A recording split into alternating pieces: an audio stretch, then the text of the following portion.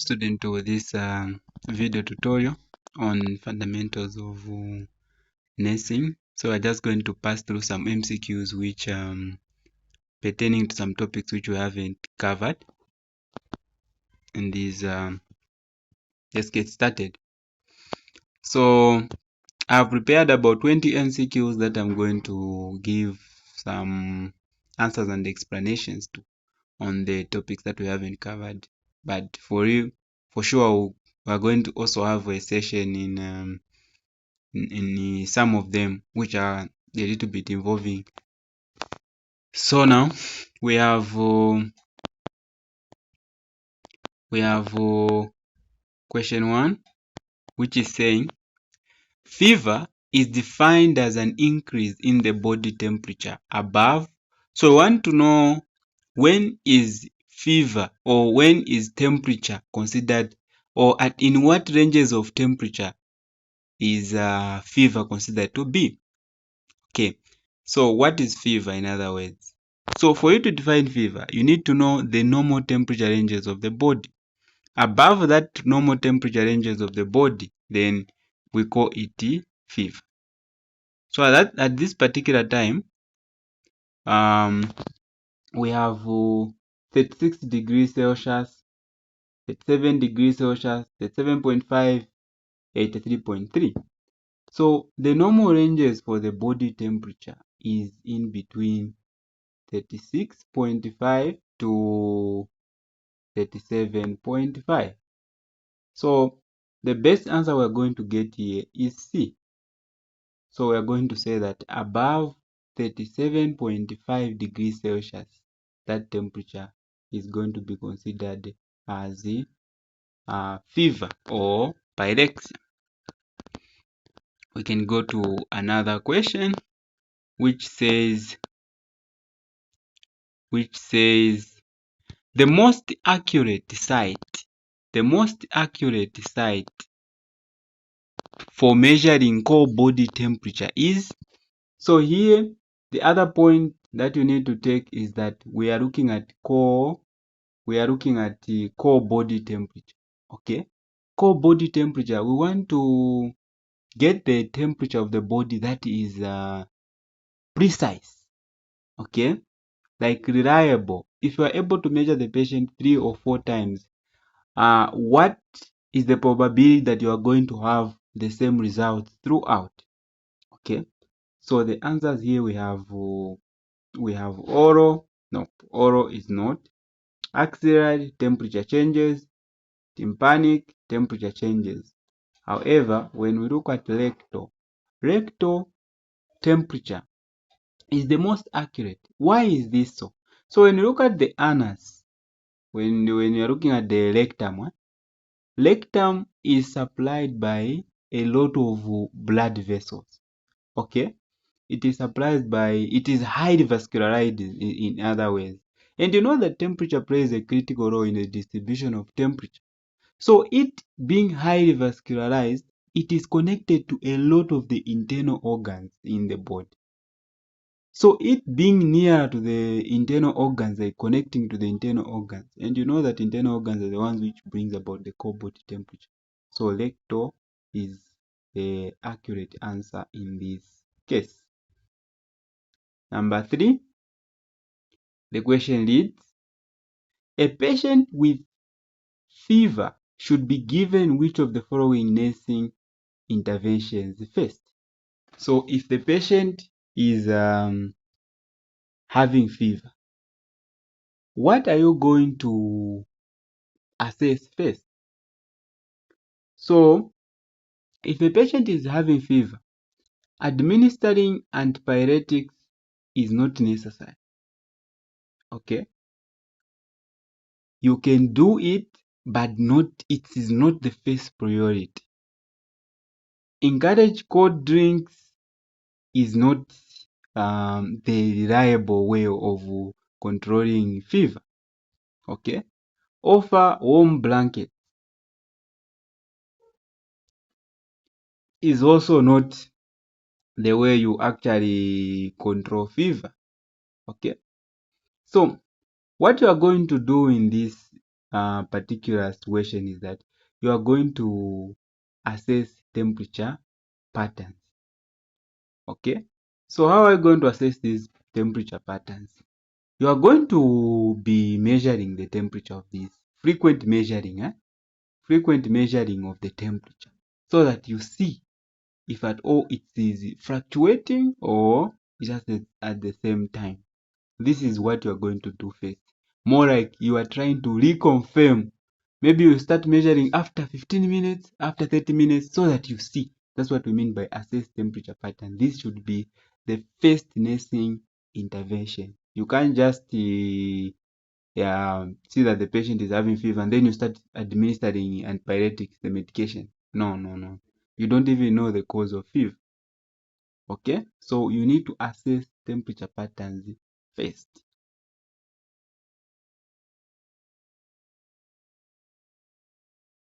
Then we have another question which is coming from unconscious patient. Management of unconscious patient. These questions. So on the management of unconscious patient, we have question 4, which is saying the priority nursing action when caring for unconscious patient is A. Provide mouth care. B. Maintain airway patterns. C. Reposition every 6 hours. D. Give oral fluid. So we are looking at the priority. What's the first thing that you must consider when you are caring for unconscious patient? Providing oral care is only for hygiene. Okay, of course, it's very much important that you provide the oral care, but it's just for hygiene standards.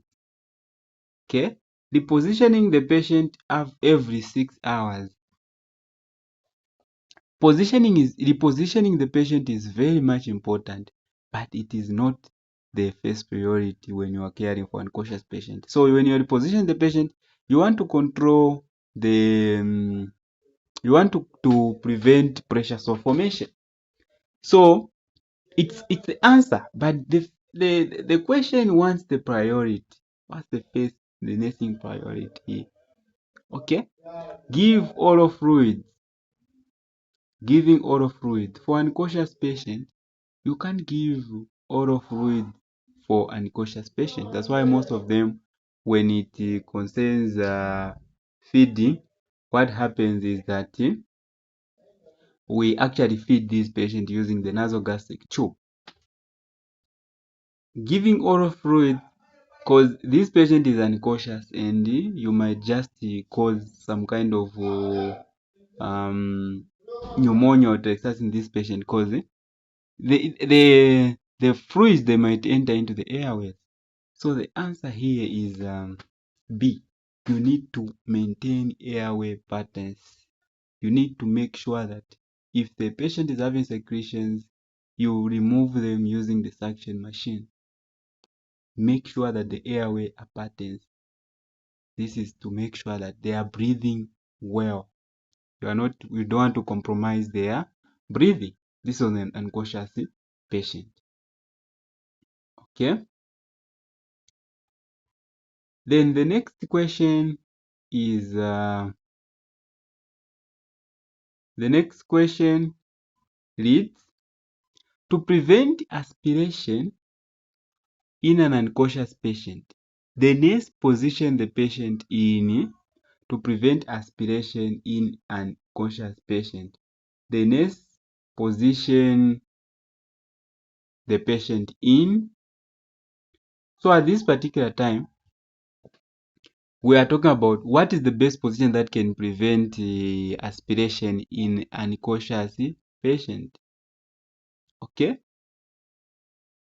we have prone position. Prone position cannot be used to prevent the aspiration in an unconscious patient. Left lateral position. it cannot be used. Superimposition, it is not. Okay, so the patient who is in a oasis unconscious and you want to prevent aspiration, you need to put them in a high Fowler's position. Okay, high Fowler's position is more like an upright. Okay, it's more like an upright position, because when you look at Fowler's position, if this is the bed, the patient is sleeping here, meaning that there is an angle. The patient sleeps at an angle. Maybe it could be 30 degrees, but for high Fowler's position, it's about 45 degrees. It's more like an upright position, so that if the patient is resting even on the cardiac, is resting on the cardiac table in that way, it cannot cause aspirations. Okay, then let's go to question 6. Question 6 reads, the Glasgow Coma Scale assesses, so we want to see what the Glasgow Coma Scale assesses. Okay, so what is the Glasgow Coma Scale? So when you look at the Glasgow Coma Scale, it is made up of 3 major parts. It measures the eye opener. It also measures on motor activity.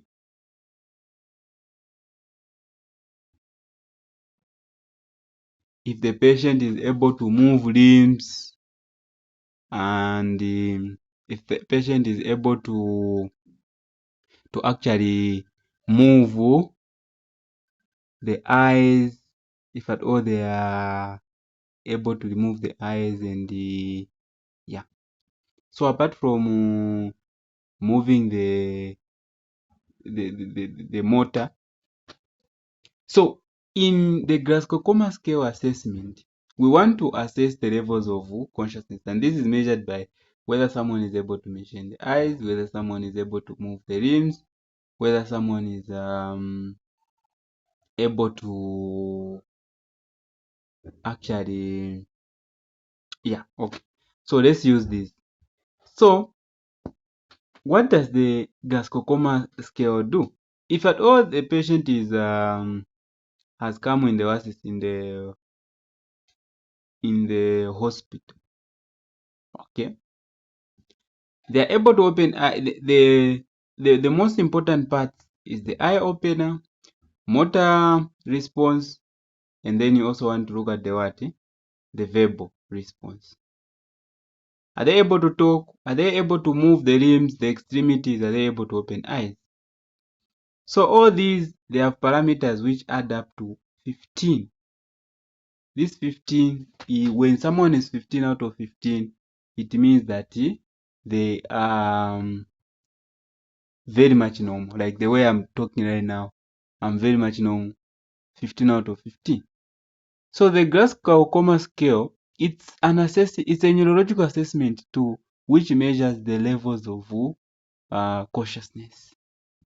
The levels of consciousness. So this is wrong, this is wrong, this is wrong. The correct answer here is the levels of consciousness. And then we have a question on diarrhea. The most dangerous complication of diarrhea is, so what's the most dangerous complication of diarrhea? That's what we want to actually see here. So we have fever, no. We have skin breakdown, no. We have abdominal pain. Yes, abdominal pain is a symptom of diarrhea. But remember, what we are looking at is the most dangerous. And why is it the most dangerous? So the answer here is dehydration. Why is dehydration dangerous? That's what we want to look. So dehydration leads to loss of fluids and electrolytes. Okay. Now when you look at this fluid is important for blood volume, BV, blood volume, and electrolytes are important for what we call buffer. Okay, meaning that we want to neutralization process. Acid is important in the body as well as basic is important in the body, but we want the bases and the acid to be at optimal. Okay, so if this person is losing a lot of fluids and electrolytes, they might compromise the blood volume here. And once you compromise blood volume, this can actually lead to shock. Apart from that, it can also lead to hypotension, low blood pressure.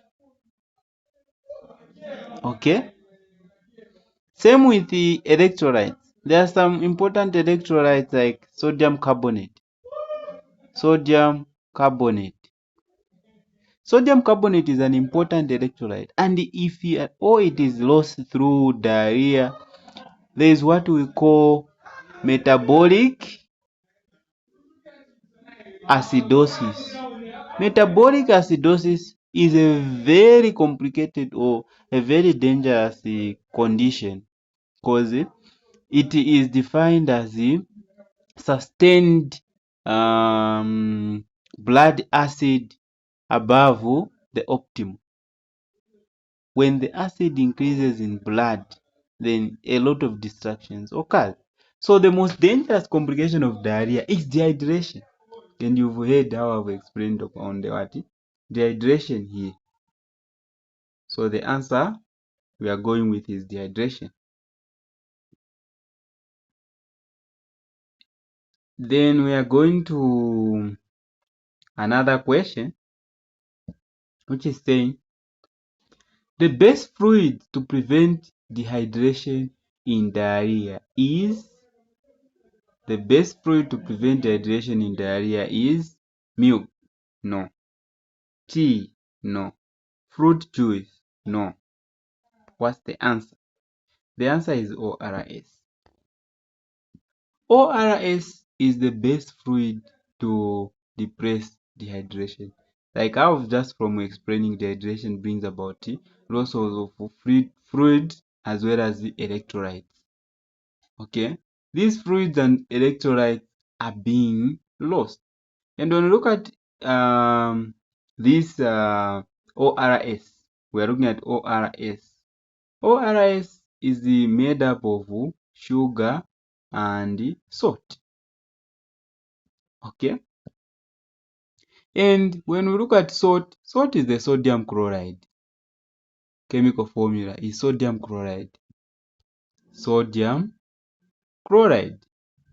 So once you take this ORS, you are not only going to benefit from the glucose, which is going to be there as well. Of course, glucose is going to be there. You are also going to benefit from sodium as well as the chloride, as well as the fluid itself. So the best here to take when to prevent dehydration is the ORS, because it's a component of these things that I've just given you. Salt is very much important because it has sodium, as chlorine, as well as sodium, as well as sugar, including the solution which is liquid. Then it's good to solve this issue. Okay, let's go to question 9, which says, which assessment indicates dehydration in diarrhea? Which assessment indicates dehydration in diarrhea? So what assessment indicates dehydration in diarrhea? Normal skin turgor, Normal skin target means that someone is just okay. So it cannot be any sign of diarrhea. Moist mucous membranes. Moist mucous membranes cannot indicate dehydration unless if we say dry mucous membrane. Okay, if they are moist, meaning someone is not dehydrated. Then we have normal urine output. If someone is having normal urine output, it means that they are just okay. So we are going to sunken eyes. Sunken eyes is the answer here. Sunken eyes. Sunken eyes comes about when someone has lost a lot of fluid, and then what is going to happen is that they are going to lose the skin tegar. Loss of skin tegar is what exposes the ears, the eyes. And apart from that, we also have dry mucous membranes. These are signs of dehydration you can talk about. Let's go to another question. Question 10. A priority nursing intervention for a patient with persistent vomiting is A. Encourage eating. B. Assess fluid and electrolyte status. C. Provide milk frequently. D. Keep patient in supine. So, what is a priority nursing intervention for patient who has been persistent vomiting? Encourage eating. No. Assess fluid and electrolytes. Provide milk frequent. Keep patient in supine. So the priority here is to actually provide milk. Assess fluid and electrolyte status. That's our priority. 11. The best position for a patient who is vomiting is supine, high fowlers, flat on the back, trender's big. So the best position is high fowlers, because when you look at supine, it does not support flat on the back. Trender's big. Trender's big is when this is the bed, and then the head is here, the legs are here. Now, how can it support someone who is vomiting? Okay, so the answer here is B. And then the major risk of severe vomiting can lead to hypothermia. We have hypothermia, respiratory failure, metabolic alkalosis, hyperkalemia. So of course, like I was talking about metabolic acidosis, metabolic alkalosis, meaning that alkaline levels are too much in blood. Okay, this can happen due to the fact that if at all someone is vomiting too much and they lose the pH ions. The hydrogen ions. So what are these hydrogen ions? The hydrogen ions are what determines the acidity of a certain substance. So once you lose them, meaning acidity is going to be reduced, increasing the alkalosis. These two need to be at equilibrium. If they are not balanced, then it becomes a problem. If the alkaline is less, then we call it metabolic acidosis. If alkalosis is too much, we call it metabolic alkalosis. So the correct answer here is metabolic alkalosis, not respiratory failure. Then we have question another on vital sign. Though vital sign, I taught vital signs, but we're just going to do it fast. Which one is not considered a vital sign? So the vital sign here, pain is not considered to be the vital sign. It is considered to be the fifth vital sign. okay, but not considered as a traditional vital sign. Otherwise, the rest are vital signs. The normal adult respiration rate is 12 to 20 breaths per minute. Breaths per minute is different from beats per minute. These are breaths. We calculate the breath per minute. So 12 to 20 breaths per minute. This is the correct value. And tachycardia is defined to rate above, pulse rate above. What is tachycardia? First, we need to look at what is pulse. So the pulse, they are the beats, and the normal are 60 to 100. What is tachycardia? Tachycardia is when the heart is pumping faster. So any rate above 100, which is the maximum, we call it tachycardia. So the correct answer here is 100 beats. It's beats per minute. Okay. Then 16. The first sound heard during blood pressure measurement is called the first sound heard. Diastolic, systolic. Pulse pressure. So that is the systolic pressure. 17. The main purpose of giving a cleansing enema is to... What's the purpose of giving an enema? Treat infection? No. Lubricate the rectum? Yes. Remove feces from the colon? Provide medication? So lubricating the rectum is not the primary role of the enema. Okay?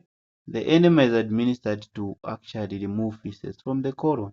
If the patient is constipated, that's when we give enema. So we want to remove feces from the colon. Okay. Question 18. The recommended position for administering an enema is... What's the recommended position for administering an enema? Supine? Nope. Prone? Nope. Right lateral? Nope. Left lateral? Or Sims position? Sims position is the best position for administering an enema. When inserting a rectal suppository, the nurse should... A. Insert it 1 cm deep. No. Lubricate the suppository. True. Place patient in Fowler's position. No. Avoid using gloves. No. You need to use gloves. You need to place the patient in Sims position, and you don't need to insert it 1 cm deep. At least 4 cm deep. Okay. Question 20. The maximum height to hold an enema container above the patient is... It's actually 60. I mean 30 centimeters. 30 centimeters is the maximum you can actually administer an enema, not these